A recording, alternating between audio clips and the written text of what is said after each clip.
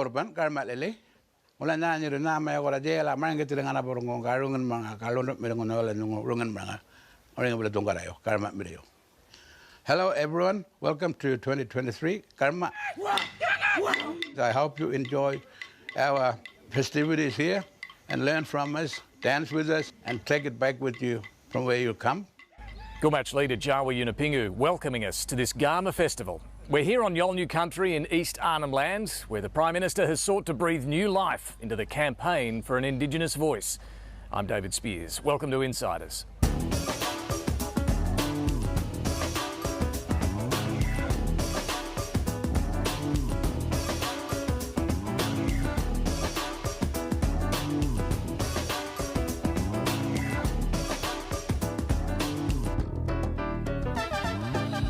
Each year, the Garma Festival brings thousands to this remote corner of Australia for a celebration of Yolngu culture and a range of important discussions. It was here 12 months ago that Anthony Albanese unveiled his proposed wording for constitutional change. Back then, he was still hopeful of winning bipartisan support and an overwhelming yes vote of the Australian people for the concept of an Indigenous voice. But since then, a bitter partisan divide has broken out. Peter Dutton is now warning of all sorts of consequences should the voice be enshrined in the Constitution, including a treaty and reparations. Well, here the Prime Minister has been trying to bring this debate back to basics, arguing the voice will deliver practical benefits for Indigenous Australians and help unite the nation. And despite what the polls are showing, Anthony Albanese is convinced there's no turning back.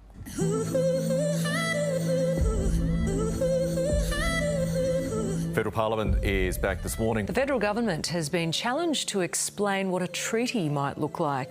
In May, the Prime Minister said that treaty and truth-telling are, quote, very much part of the next phase. The referendum isn't about treaty and isn't about truth, it's about one thing.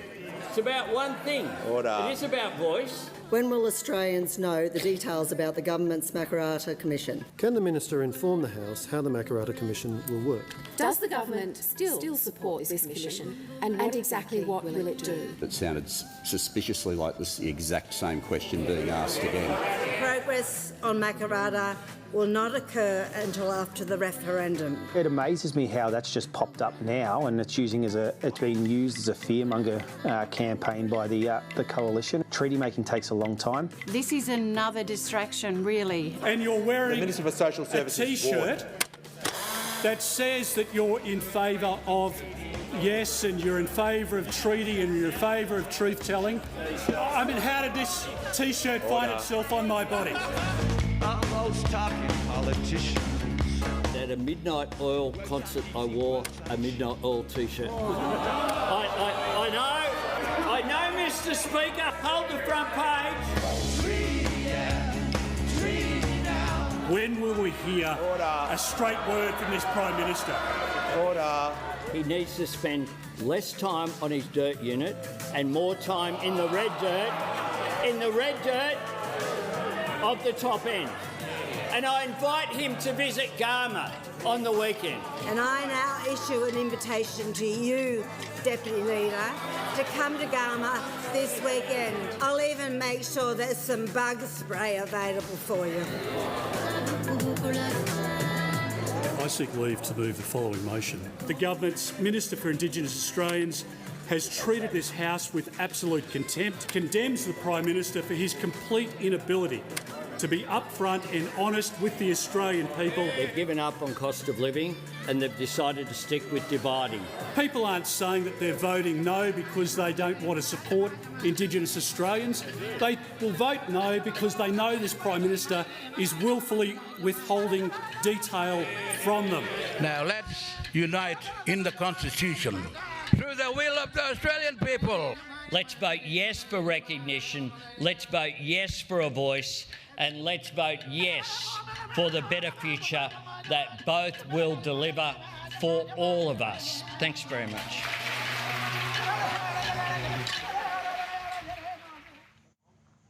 All right, we'll get to our panel here at Garma in just a moment, and the Prime Minister, Anthony Albanese, as well. First, let's get a check of what's making news this morning. And the yes case is almost unsalvageable, according to a new poll that's being reported in News Corp papers this morning. This is a Redbridge poll. It shows the no case is now ahead 56 to 40% nationally, and the number of rusted-on no voters is much higher than those determined to vote yes.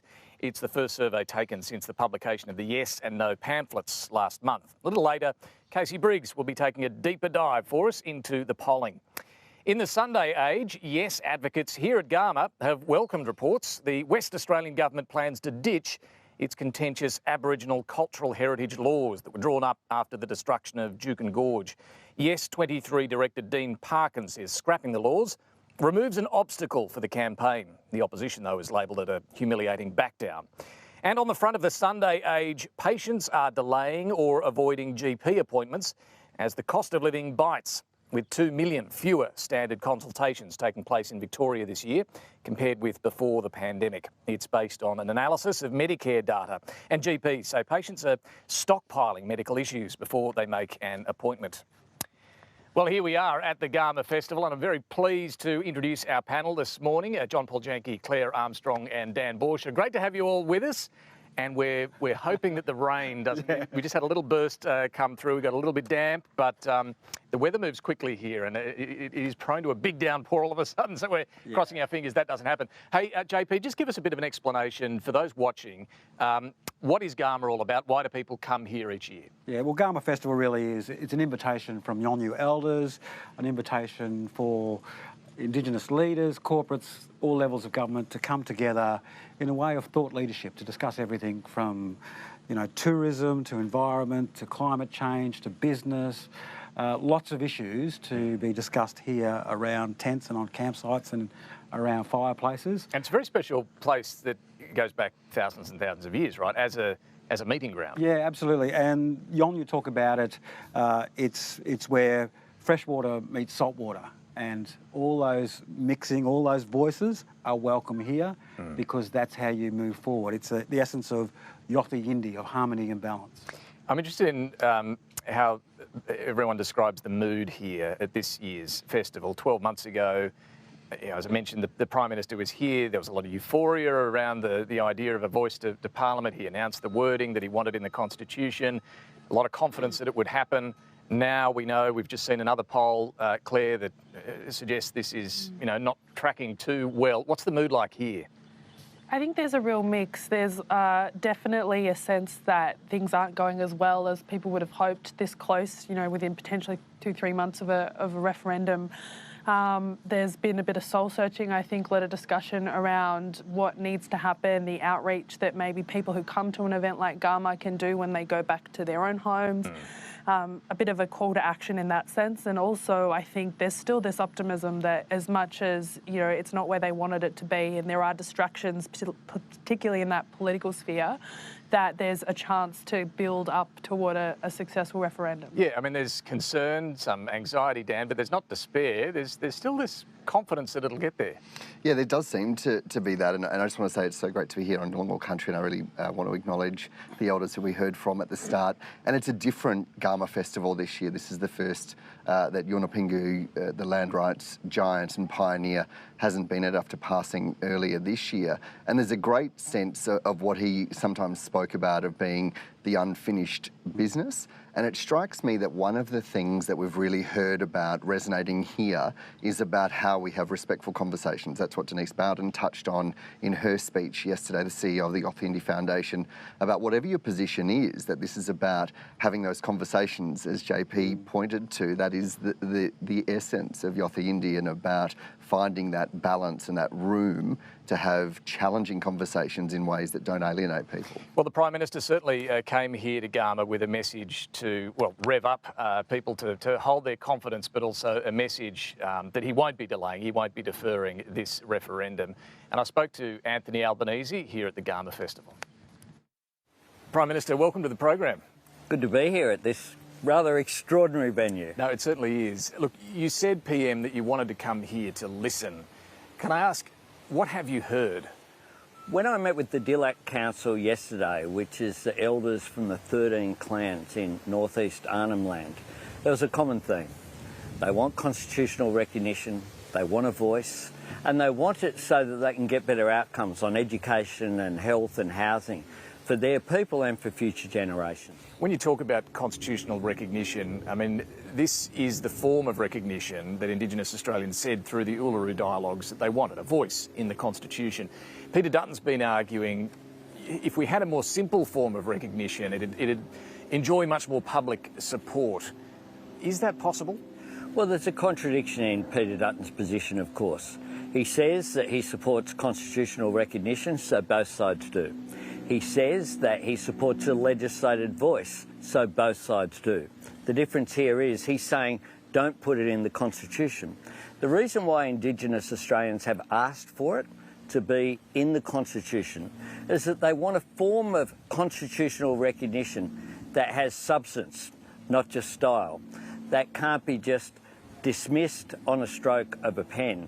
And you can't say you want a voice because I would assume that Peter Dutton supports legislating it because it's a good idea, because it will make a difference, because it clearly won't be divisive. Otherwise, why would they say they are going to legislate it? But in terms of recognition in the Constitution, is this it? As far as you're concerned as Prime Minister, it's this style of recognition through a voice or nothing? Well, importantly, it's the request of Aboriginal and Torres Strait Islander people themselves. So you couldn't do something else? It hasn't occurred in a vacuum. You can't say you want to listen to Indigenous Australians and that's why you want a voice. And Peter Dutton says he wants a voice, but legislated. But then not listen at the very first point is the form of recognition that they want. Because I think this is important. 20 plus years ago, we had the Republic referendum and plenty of Republicans thought, oh, we don't like this particular type, we'll get another go at it. Just to be clear, you're saying to Australians, if this goes down, that's it. There's no other constitutional recognition on your watch. Well, importantly, Indigenous Australians are saying that. And you as well? I'm saying that I've listened to Indigenous Australians. And this is something that has arisen from them. What I'm doing by having the great privilege of being Prime Minister is seeking to fulfil their request. So you're not going to come back if this goes down with some other type of recognition? No, we know that this is a once-in-a-generation opportunity. Many people in the Republic referendum thought it had come around again. And that's why I say to those people, including people who say it doesn't go far enough, so therefore I'm going to vote no. Don't think that other issues can be advanced by a no vote. A no vote will be a vote for more of the same. And Australians... And no recognition. Well, that is what Indigenous Australians have said, including, of course, the great Unipingu here, who I discussed these issues with him extensively. And he wanted to make sure that recognition had that substance, that it wasn't just a style issue of putting words in the Constitution, that it had an ongoing impact of having better outcomes. That is what it is about. So really this is a crash through or crash moment for recognition? Well, this is an opportunity, is the way that I see it. And if we don't do it, Australians will ask themselves, is it good enough that there's an 8-year life expectancy gap between Indigenous and non-Indigenous Australians, a suicide rate that is twice as high? If you have a daughter, she is more likely to die in childbirth than a non-Indigenous woman. So if you have a son, he's more likely to go to jail than to university. We need to do things better. This is a gracious offer that has been worked through over a long period of time. So let's talk about how you improve some of those practical outcomes, because that's been your focus here in the speech that you gave at Garma. A lot of people are still trying to understand how this would work. How would a voice fix some of those problems that you identify? Well, I'll give an example right here in this local community. The Dillac Council here, made up of 13 clans in this vast region of northeast Arnhem Land have come together, for example, and they've done a lot of work on bilingual school has been established. Now we've announced funding on Friday to extend that to the tertiary level. It's a bilingual school which is making sure that young Yolngu people from these communities are going to school more, are being retained at school for longer, are providing those opportunities in life. And so is this the model that you're looking at for Indigenous Australians? It is a successful model here, but in some ways it's not usual because you do have greater autonomy here, whether it's through the community-run education, whether it's through the community owning the bauxite mine as well. Is this the model of greater autonomy for Indigenous Australians that you're looking at? Well, it's not one size fits all, and the principles that are there in the Yes pamphlet make that very clear. But it also makes clear that one of the principles is working with existing organisations. So that might work differently in a remote community from a community in urban Australia. So greater autonomy isn't necessarily the answer everywhere? No, but listening is the answer. And what we're talking about here of A Voice is an advisory group made up of Indigenous Australians, selected by Indigenous Australians, giving advice on behalf of Indigenous Australians on matters that affect their lives. So can you achieve these benefits in a community like this without a voice? Because there is no voice at the moment, but that Dillac Council, as you say, is getting on with it. What we're trying to do here is to take what are the success stories that are there in Indigenous Australia. We know that that's the case, but they're the exception. What we want to do is to close that gap in so many areas that remain. And of the closing the gap targets, only 4 out of 19 are being met. Now, I think governments of all persuasions, whether they've been led by Labor Prime Ministers or Liberal Prime Ministers, have wanted to do the right thing, have wanted to make a difference.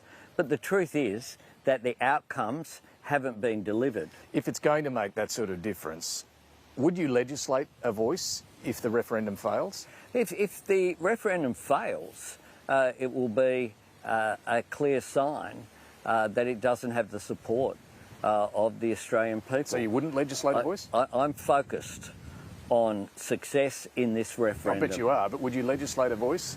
I'm focused on success, not on hypotheticals of what will occur if it is not successful. Surely if it's going to deliver all this practical benefit, you'd be crazy not to, wouldn't you? Well, the former government said they would for a long period of time, of course, and maybe they were waiting for their 5th or 6th or 7th term to get around to it. And what we're doing is putting in place practical measures. But we will take the verdict of the Australian people in a referendum is something that has to be taken into account of whether they support it or not. And they say this, that they do have the opportunity not just to do something for Indigenous Australia, but to do something for all of us as well. I mean, we're here on the land of the Yolngu people, with celebrating in part a culture that's 65,000 years old as part of the Australian story. But the Australian story isn't finished. What Australians will have in coming months is the opportunity to write the next chapter, that's more inclusive, that celebrates the connection that we have of sharing this continent with the oldest continuous culture on Earth, but also makes practical change to close those gaps. Prime Minister, when you spoke here at Garma last year, you made what you called a solemn promise to deliver the Uluru Statement in full. You didn't repeat that promise this year. Why not? I support the Uluru Statement being implemented in full. It's a gracious document. That's my position. But what I spoke about today and concentrated on is what is actually before the Australian people in this referendum. Okay. And what's there is pretty clear. It's recognition through a voice in order to achieve better outcomes. But that's what they'll vote on. You referred a few times to the late Unipingu. As his daughter has said, one of his most important final acts was to deliver the word Makarrata to the Uluru Statement. It's a very important word. It means the coming together after conflict. You've already committed money to a Makarrata process. What's that money being spent on? Why wouldn't anyone, why would someone disagree with the idea of makarara, which is a Yolngu word for coming together after conflict. What that's about is just advancing reconciliation. So where's the money going at the moment? And that's what it will do. Well, at the moment, what we're concentrating on is, of course, the referendum that will be coming up. Sure, but on Makarrata, nearly $1 million has been spent. That's about voice. What's that money going towards? Well, that's about establishing a structure which will happen. But we've said that our concentration at the moment is very, very clear. And what the No campaign insists on doing is talking about anything but what is in the question before the Australian people. I'd say to your listeners, have a look at what the question is, have a look at the yes and the no pamphlets. The yes pamphlet with its optimistic appeal for hope and a vision for the future, and the no campaign quoting people, misquoting people who are actually supporting it. For Yunupingu, a big part of his life was the push for treaty. As you know, he was involved in the Barunga Statement 35 years ago that called for treaty with the Commonwealth. That statement sits on display in Parliament House. I know you see some of this debate as a bit of a distraction, but can we just get from you, what is your approach to treaty? Where does it sit in your priorities as Prime Minister? Well, my priority is the referendum. That's my priority. But treaty, of course, are being advanced in different places. But at a Commonwealth level? Back in treaty is occurring. There's 400 Indigenous nations in this country. So we're not talking about centralised operations here. In Perth in 2015, the WA Liberal Premier, Colin Barnett, came together with the Noongar people with a really comprehensive agreement. Queensland have said they're advancing it. It's bipartisan. So you don't see the need for a Commonwealth level treaty down the track? In Victoria, what I see is a concentration on the referendum. That's my focus, getting a voice as requested, and getting constitutional recognition.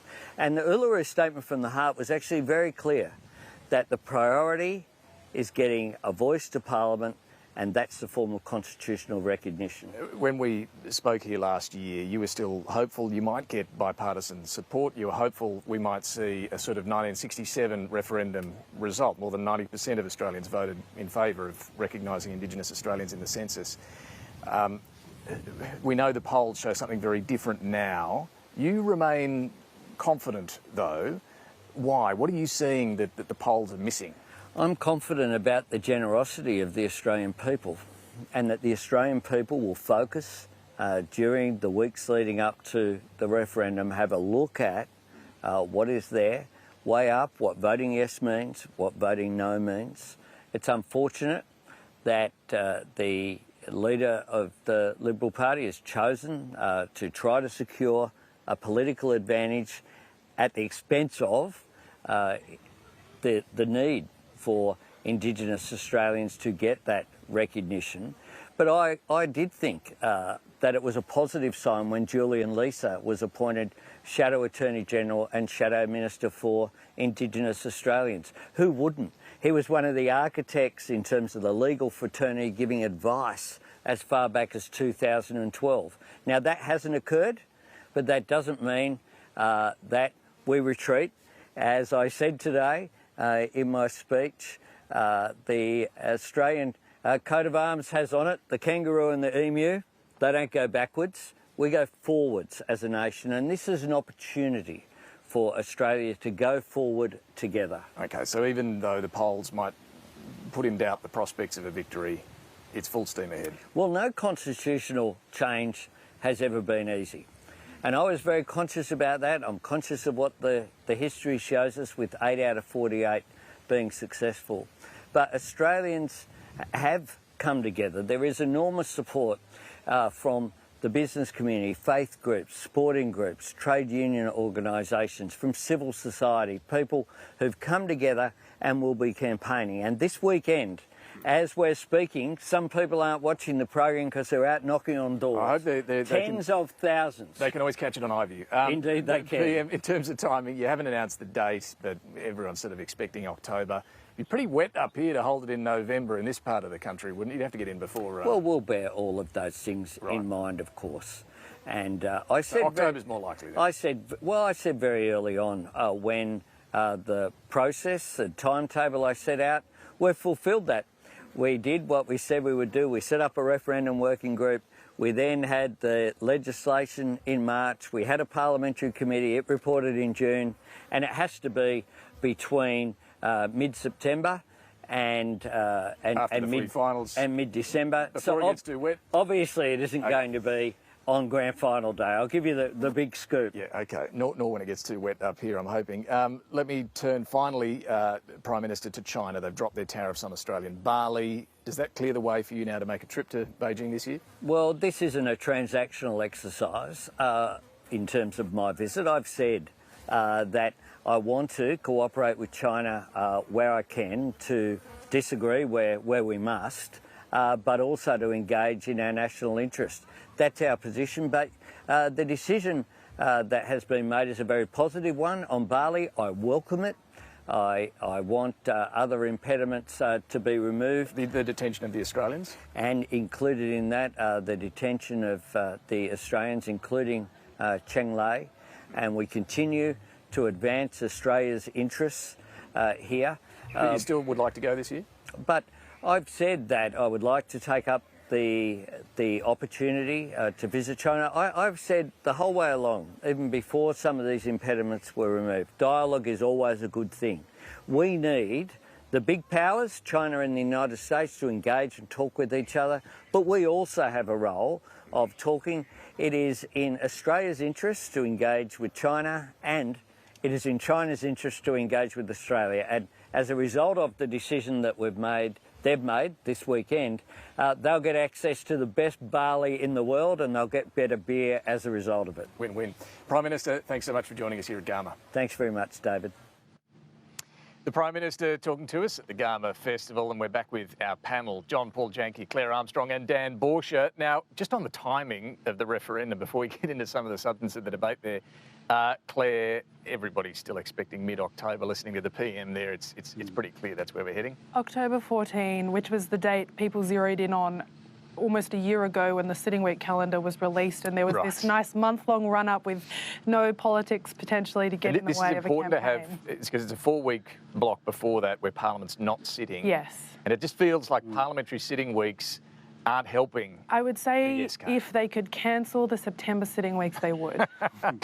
And look, just on the timing question as well, JP, do you think that the Yes camp and the Prime Minister is right in thinking that having the short, sharp, you announce the date, then have the 4 weeks of, spending the money that they've got, really driving home the argument. Is that the right strategy? Yeah, I think we're in a different time frame for referendums. Like it's different to election campaigns in terms of not a longer point of discussion. Just get straight in there, have a short, sharp, big spend.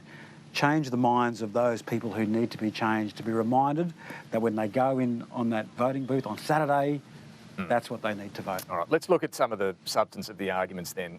Dan, it was interesting, the PM, when it comes to whether there's any other form of constitutional recognition, is really shooting that down. You've heard Peter Dutton and others argue recently that a more symbolic, simpler form of recognition would carry a lot greater support, take the voice out of the equation and just have some other, but it's not defined what that other recognition might be.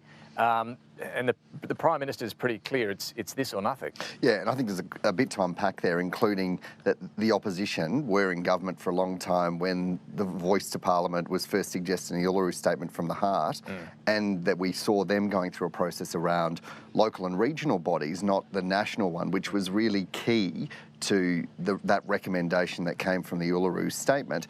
And it seems pretty clear to me from what the Prime Minister was saying that he wants to stick to the Uluru Statement from the Heart. He said here on Country a year ago yesterday that he was going to be delivering it in full. He said those were his first words when he won the election on the 21st of May last year. It is crystal clear that he is not for moving on that.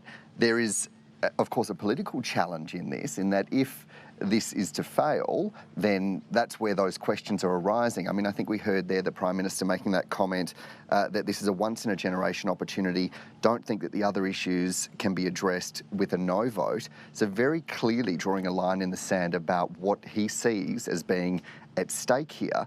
And then on the opposition side, we saw that article from Phil Curry this week saying that they want to inflict a political loss on the Prime Minister. Now, if that is in fact the case, and that this is not about public policy or what is better for Aboriginal and Torres Strait Islander people and just about inflicting a body blow on the Prime Minister, then there are very serious questions that I think the opposition needs to answer about what their agenda is. I mean, it might be a bit of both, right? It might be because they genuinely don't think this is a good idea and they want to inflict political harm on their opponents. But to this question of what's at stake, Claire, if there's a no vote, I mean, the public referendum's a good lesson here, isn't it? Plenty of people who wanted a directly elected president voted no, thought, oh, it'll come back again, and it hasn't.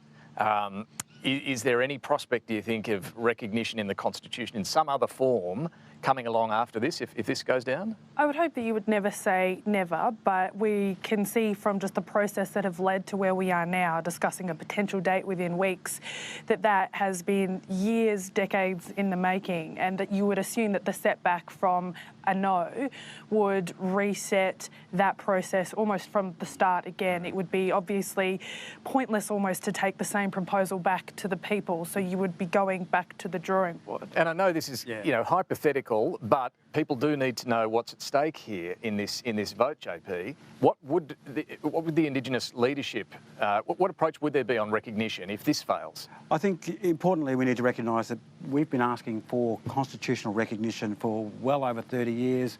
It was in the response to the social justice package, to the Mabo legislation in the 90s, delivered to Paul Keating. John Howard got elected. It was taken off the agenda. So it's been a long time just asking for constitutional recognition. And I think that a lot of people I've spoken to are saying this is our once in our lifetime chance to get it right. And leaders are saying if this doesn't get up, they won't live to see it. What did you make of the speech he gave here, the Prime Minister, JP? I mean, it's a high-stakes moment. Did he do what he needed to do? Yeah, look, interesting. It was an interesting speech. I think he straight away before he came here took out the I'm not going to announce the date there, because I think there was an expectation that this gathering was going to be the start of the real campaign, the real push. Yes, and I think taking that out and saying I'm not going to announce it there just maybe was respectful to the other discussions that happened here. I think importantly he was at pains to talk about that this is what Aboriginal leaders are saying. They want voice, they want treaty and they want truth. To take it away from this is not Anthony Albanese's voice. This is Aboriginal and Torres Strait Islander voices. And I think it's to diffuse what the No campaign is saying, and you will hear it in their promotion. It's Albanese's voice. And here he was the other day saying, it's not Albanese's voice, it's the Yolngu leaders' voice, it's Wiradjuri voices, it's all nations' voices, it's Aboriginal and Torres Strait Islander people's voices. And this also comes to that question of whether it's a Canberra voice or a voice to Canberra. They're the competing arguments here, right? Claire, what did you make of the Prime Minister's speech? I think, once again, he is trying to strike this balance where he's almost acting in the spirit of the voice before it exists, which is to not be prescriptive and just explain what it is. You know, we've had this debate about detail for months now, and the government has resisted filling in a lot of those holes because the whole point of this process is to not tell Indigenous Australians what will work for them, what they need. And unfortunately, that then leaves this space, and it's almost like sometimes feels like the Prime Minister is playing checkers and the no side aren't so much playing chess, is just throwing a grenade on the board. And it's really hard to react and preempt that. I think it's why we've seen such success week to week when the No campaign goes toward an issue, be it detail, be it nuclear subs, be it the RBA, be it treaty, because there is no rule book here that they are following. They are just out to destroy it. And we'll come to that treaty argument in a moment. Dan, on the PM speech, clearly he wants to keep coming back to the basic arguments about what is on the ballot paper, I suppose, in terms of changing the Constitution. The practical benefits, he keeps coming back to that as well. Is it difficult to spell out those practical benefits without the detail, or do you think he's doing a better job of really selling this as a way to close the gap. I think you're right that the Prime Minister was very clear about saying this is the physicality of the ballot. You're right, yes or no. So going through that public kind of awareness piece, and then also being really clear about what he says is needed. And we've heard the Prime Minister say before that whatever is happening now is simply not working. The closing the gap targets are, in most instances, some aren't, but most are getting worse. That there are really crippling disparities that are not being addressed by whatever is in place now. And this is seen, I think, by many in the Aboriginal and Torres Strait Islander leadership as perhaps a circuit breaker, and that's how we got to this point. And I think that the Prime Minister has picked up on that, and it's why whenever he speaks, whenever the Minister for Indigenous Australians, Linda Burney, speaks, it's about what are the intractable issues and challenges that they think needs a different approach in order to have a different outcome. Peter Dutton, of course, decided not to come here to the Garma Festival, nor did the Shadow Minister for Indigenous Australians, Jacinta Nampijinpa-Price. She's also the Senator for the Northern Territory. The opposition leader gave this explanation as to why he declined the invitation. It'll be largely occupied by the CEOs and chief executives and others from public listed companies and all of those who have been out there funding the Yes campaign. And it will be a love-in for the Yes advocates and proponents, and that's fine, but I'm not going up there to pretend that I'm somebody that I'm not. JP, what did you make of that argument? I think it's an actual insult to the Yolngu leaders. They give an invitation to all Australians to come here, whatever your differing views are, to come here and discuss those views. And we spoke about it's the saltwater meeting the freshwater. And the invitation for the Leader of the Opposition and the Shadow Minister to come was issued by the Yothu Yindi Foundation, not by Albanese. It was by the Yolngu leaders. And I think it's a missed opportunity. And I think more importantly, if you're the Senator for the Northern Territory, you should be here. This is a Northern Territory event. It pumps $15 million into the Northern Territory economy. You should be mixing with Northern Territorians, not just people at Garma, the bus drivers, the shopkeepers in Yirrkala. That's your constituency. Yeah, the Yothu Yindi Foundation telling me he was here early in the year, Peter Dutton, and he also came for the funeral service for... They've always invited a Prime Minister, Leader of Opposition. But for this Garma Festival, yes, it would have been a tough crowd for him, Claire, but what do you think about not coming? I think it ended up being his opinion of his view of this event became really reductive around the voice, and it was maybe a missed opportunity to discuss all of the things that JP was talking about at the start that are on the agenda, that are not just spoken formally on panels, but in the discussions in the line for dinner and just being around the camp. I don't think anyone doubts the commitment of anyone in Parliament to improve the lives of Indigenous Australians, to reduce that disadvantage. Well, those issues were on the agenda at this event. It wasn't entirely through the prism of a voice, so maybe a missed opportunity on that front. Look, there's no doubt the opposition is buoyed by what they're seeing in the polls. We saw another one out today. I mentioned it, the Redbridge poll in the News Corp papers that again shows the Yes campaign well behind the No case. But we shouldn't just look at one poll, and Casey Briggs has taken another deep dive to look at the polling average at the moment. As we continue to track these polls, just remember we're not predicting the outcome of the referendum. We're trying our best to understand what the polls collectively are telling us. 4 were published in July, and today we've got a new one for the list. This one from Redbridge is the worst for supporters of The Voice that we've seen to date. 44% say yes, 56% say no. Interestingly, about 2/3 of that no vote is coming from people who say they're certain to vote no. Whereas yes support is a shade softer. Less than half are saying they're locked in. These Redbridge numbers are continuing a trajectory that we've been watching for a few months now. When we compute the polling average using a model that was developed by Professor Simon Jackman of the University of Sydney, you can see yes is continuing to slide. We think the average of the polls is about 46.9% right now. But only about 4 or 5 polls are being published every month, so the uncertainty is pretty wide still. We think in all likelihood yes is sitting somewhere between 43.8 and 49.9, less than half. We're not calculating averages for all the states just because there aren't enough polls to do that with, but the consistent picture there again has been one where no appears to be leading in enough states to defeat this referendum. The Prime Minister saying we're having this vote this year. No pulled ahead of yes in our polling average about a month ago. There aren't very many months left to turn this around if that's going to happen. And if the Yes campaign are casting around these numbers looking for a silver lining, maybe this is it. It looks like the pace at which Yes is losing support is no longer accelerating. We've been watching how much this has fallen each week back through the months now. Back in January, February, Yes was falling by up to about 1/4 percentage point every week. That sped up come April to about 1/2 percentage point each week and increasing to 0.8, even 0.9 percentage points a week in more recent months. But that does look like it's, at least for now, bottomed out. To be clear, that's still not good for the Yes campaign. That means that Yes is still falling by 0.8 or 0.9 percentage points every single week.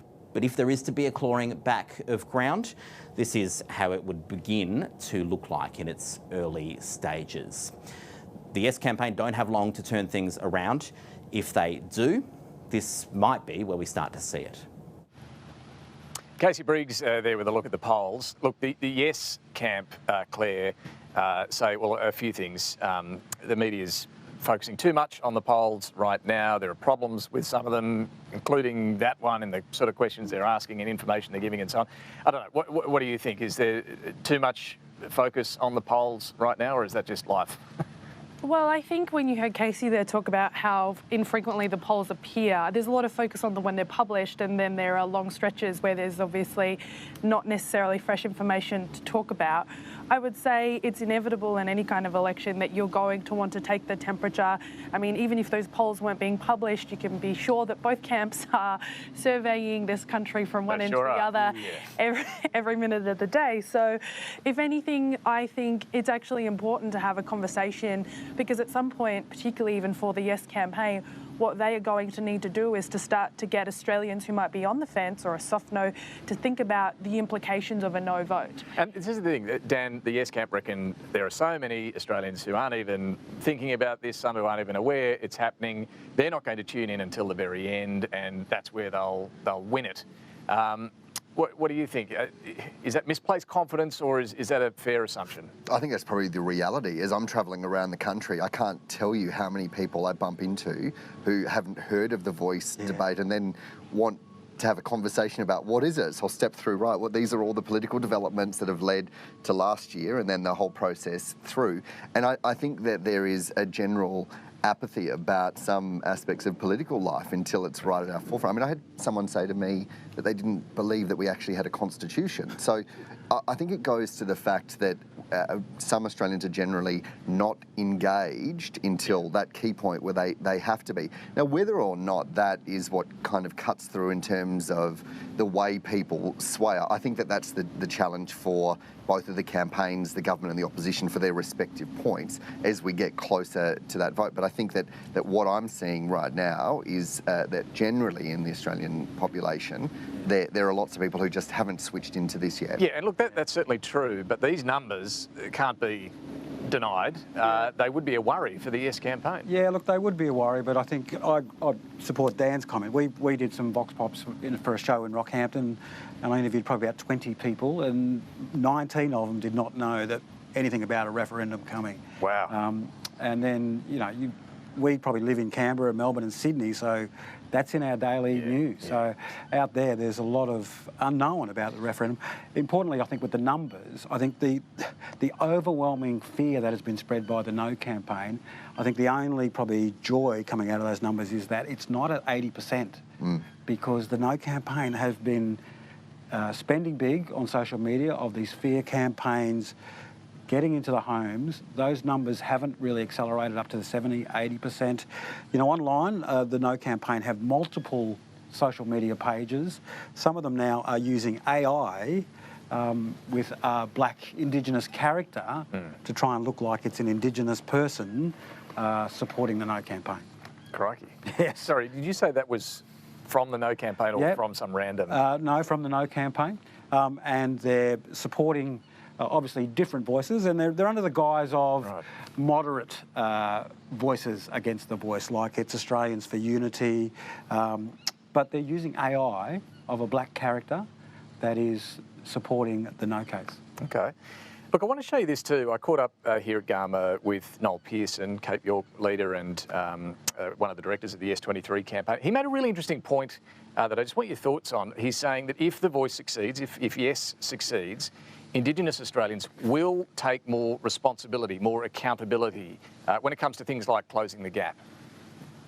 We're going to take back responsibility. Right. We're going to take back the responsibility that the welfare state, that the colonial state took away from us. We will have the dignity of making our own choices and owning our own choices. For better or worse. For better or worse. In the future, when we have the Closing the Gap speech at the start of Parliament every year, accountability for those results will rest with us and the government as partners. Noel Pearson, you can watch that full interview with Noel Pearson on iView. Dan, who is that message, do you think, directed at, and how important is it? Well, I think Noel is speaking directly to those that either are concerned about the scope of what the Voice would be, Conservatives, or those that don't know and feel as though they might be the ones that are considered part of the problem, or that this will just become another political circus. I think he's very clearly saying there that this is about being dealt back into the game and as we hear, having a seat at the table to have a voice in the conversation. And he's saying there that having a voice comes with responsibility, doesn't it? That what you say and how you are a part of that conversation is really important. The other side of that, of course, is who's listening. And so then it becomes this different dynamic about the way that Aboriginal and Torres Strait Islander people interact with politicians and vice versa. He gave a really good example in his speech yesterday. He spoke quite powerfully about the prevalence of rheumatic heart disease among Indigenous children in remote Australia, a disease that's been almost eradicated in the rest of the country. You know, talking about how these kids who get a fever at a young age then live with a sword hanging over them because at any time they could be struck down by this illness. And the local, it's a prevalent issue in Cape York. The local MP he looked in the Hansard, had never mentioned rheumatic heart disease once in his 27 odd years in Parliament. It's chilling. And the example that Noel was giving is, well, a voice could advocate for that, could get a budget response, could get something done about that. But that would also mean if it didn't work or it did work or the issue persisted, you'd know, the voice would be answerable and accouable to whatever action Answerable, they took. accountable, responsible. How important is this? Look, I think on that issue, we've covered stories from Doomadgee and Arakoon on those appalling health statistics of young kids dying way too early. And the people feel disempowered because they've been saying that for generations and no one has been listening at any level of government. And I think that was the call, that the Voice makes people responsible. Let's turn to this argument around treaty and Makarrata and so on. First, just remind us, JP, what does the Uluru Statement call for? Well, the statement calls for a voice, treaty and truth. So it's a voice that's in our constitution, a voice that has a say on issues that affect Aboriginal and Torres Strait Islander people, truth, that there is some sort of truth-telling, telling the real history of this country, and that there are treaties. And how important were those other aspects, agreement-making, truth-telling, in that Uluru dialogue process? Yeah, from my understanding, they were uniquely prioritised. Voice number one. Yes. Right. To enable all those elements with treaty last. That to really understand and support treaties, all Australians, need to learn the real history of this country. So, Claire, why did Peter Dutton and others start talking about it this week, goading the Prime Minister essentially over those other elements? What's the game plan here? It's an extension of this argument that people don't know what they're voting for, don't know what they're getting in for. And to be honest, it is a reheat of the historical arguments made against Indigenous land rights movements about people's backyards being stolen and taxpayers being up for millions of dollars in compensation. The PM has he had a horrific week in Parliament, and I think that really needs to be addressed, at this idea you can just not say the word treaty for 4 days and the issue will go away. Clearly didn't work. I mean, at the end of the week, he started to clean it up. He's dealing with it better. And he's talking about things like the Mabo decision, the Wick decision, at all of these points in history, these arguments were made. And, I mean, they're effective. That's why the No campaign is using them, And to scare people. is that why the Prime Minister was reluctant earlier in the week to utter those words? I think so. I think that he's always conscious of not deviating from the path, for better or for worse. It's why he's stuck to his guns and not had legislation potentially outlining what a voice might look like. It's the political decision that's been made.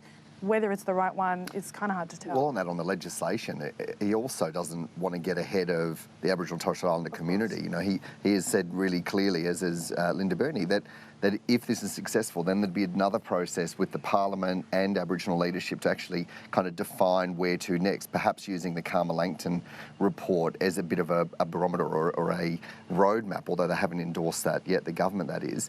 On this thing of the question around treaty that's come up, I've found it really fascinating that was dominating so much, and I do think that in a lot of ways it was going back to some of those campaigns from the early 1990s that were very effective in adding a layer of fear into this conversation. And I was just reading something that Loet Joe O'Donoghue said at the time, that, you know, that we saw the best and the worst of Australia in those moments. And I can't help reflecting on that as we're seeing some of that argy-bargy in Parliament, where question after question after question, and then the Prime Minister and the government are accused of speaking only about the voice and not about cost of living. Like And a lot of it's being directed at Linda Burney too. It's quite relentless. Just on, the PM points out, Dan, there are treaty negotiations going on at the state level. Just for people who aren't aware of what all that's about, what do they look like? What do they involve and what don't they include? So arguably we have one treaty in Australia. That's the Southwest Agreement that Ben Wyatt, who was a former Member of Parliament in WA, Treasurer in fact, has called the Noongar Treaty. That was really about bringing those parties together where there are some other negotiations around and court actions around native title, and to say, right, how do we all come together? And it's largely uncontroversial. It's been in place now for a number of years, and even farmers there who have been very concerned about other reforms are saying, oh no, the treaty's not an issue. It was just about getting on with it. And I think what's important to also acknowledge here is that we are not a country that has one homogenous Aboriginal and Torres Strait Islander group. We're not talking about one treaty like the Treaty of Waitangi that is often referenced in New Zealand, because the Māori people have a completely different circumstance. It's apples and oranges. What we would be talking about in Australia would be different treaties between nation groups and probably more than likely state and territory governments, and the role of the Commonwealth to sit in that is one that will be interesting through perhaps a Makarrata Commission. I think it's important to note that treaty, in the discussions that are going on in Victoria and Tasmania and Queensland, is looking a lot more around the issue of self-determination than specific like transactional land rights, and people maybe get those things conflated. I think I remember Michael Mansell saying some good comments during the 90s, talking about treaty, that he used the example that if John Howard walked into a room of Aboriginal leaders and said, you've got 5 minutes to come up with what you want from a treaty, and I'll come back and I'll sign that document. He said, would the Aboriginal communities be ready to actually come to a point of agreement on what they want? So that's yet to happen across all states. The other thing I've heard Aboriginal leaders say about a treaty is we need to remember a treaty is like a marriage document. Often Australians think of a treaty as a divorce document. It's actually like a marriage. It brings two parties together who both go in wanting 100% and both come out disappointed at getting 50%. So we need to remember that a treaty is actually a document that binds two unhappy parties together. All right. Wow. Look, some people married everywhere. Just sat up. Still get married. Still get married, everyone. Still get married. A bit of Sunday morning marriage advice from JP. Hey, no talking pictures this week. We've got a terrific performance to close the show with from Garma. But let's get some final observations from each of you first. To you first, JP. Yeah, final observation. 1977, NASA launched 2 spacecraft, Voyager 1 and Voyager 2. Their job was to map the entire solar system. They're out past outer space now. The very front is a gold disc, contains sounds and images and music from planet Earth. On that is an Aboriginal song in Yolngu Mutha from Milingimbi Island on Yolngu country. It's used as an invitation for extraterrestrial life to visit planet Earth. Wow. This week we've heard Yolngu leaders again issue an invitation, and in all their speeches they're issuing an invitation to all Australians to walk with them for a better future. All right, Claire. Here in the Northern Territory, in the 12 months to April 2018, there were 1,554 cases of assault with DV involved. In the same 12 months to 2023, there were 2,358. The status quo has well and truly had its chance to deal with that issue. And if Indigenous Australians are saying that a voice can do better, they deserve a chance to try. All right, Dan. Yeah, powerful figures there and lives that are behind those. But as we're gathering here, we're talking about culture and the future, and I was reflecting on something I talked about at the start, and that's Iona Pingu, who I've spoken on this show about before. He spoke about the ceremonial grounds as being the Uluru universities, where you get the knowledge, the things that you need to know, the information that you need to go forth. And it strikes me that as we're having this conversation, we're all sitting at the end of those ceremonial grounds, getting the information, and the way that he says that the Uluru people do that is to come together and to find ways to navigate. And maybe there's a universal lesson for how we all have that conversation here. Well said. Final one from me. Watch Dan Bourchier hosting Q&A tomorrow night from the Garma Festival as well. Or on Ivy. I'm allowed to give you a plug. Or on Ivy, yeah. Exactly. Hey, look, thank you all very much for being here at Garma and for joining us this morning with all of that great analysis. We've got a bit of a crowd who's gathered here at Garma as well. So thank you to everyone for coming along to watch the broadcast this morning as well. And look, yeah, a live broadcast from a remote location like this does come with its challenges, its big logistical challenges. So a big thank you to the entire ABC team, the tireless ABC team, for getting this to air and making it all happen. We are going to leave you with a very special song recorded for us here at Garma by the daughter of Yothu Yindi frontman Dr. Yunupingu. Here is Dapanbal Yunupingu, and together with Andrew Grimes and Alex Bukalati with a groundbreaking song that is titled The Crying Song. Thanks for watching.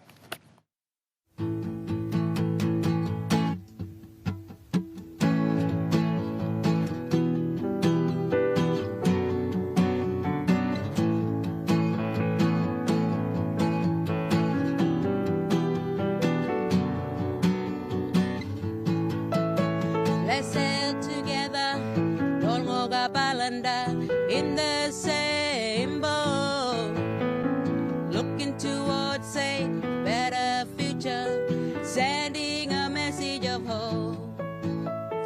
Your more culture still standing strong, bringing us together in harmony, in harmony, in harmony, in harmony. Can you hear me singing? Hear me singing. Can you see my people dancing? Can you hear the women crying? For the treaty, yeah, for the Constitution.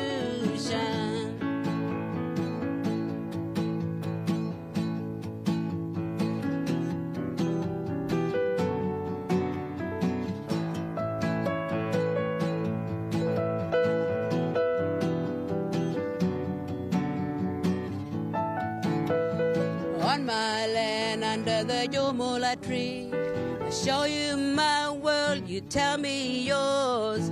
Listen to the sounds of Birmagayidaki, let it take you away to another place, another time, another place, another time. Can you hear me singing?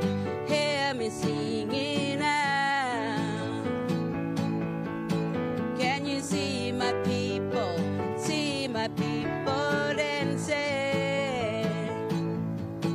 Can you hear the women crying? For the treaty, yeah, for the Constitution. For the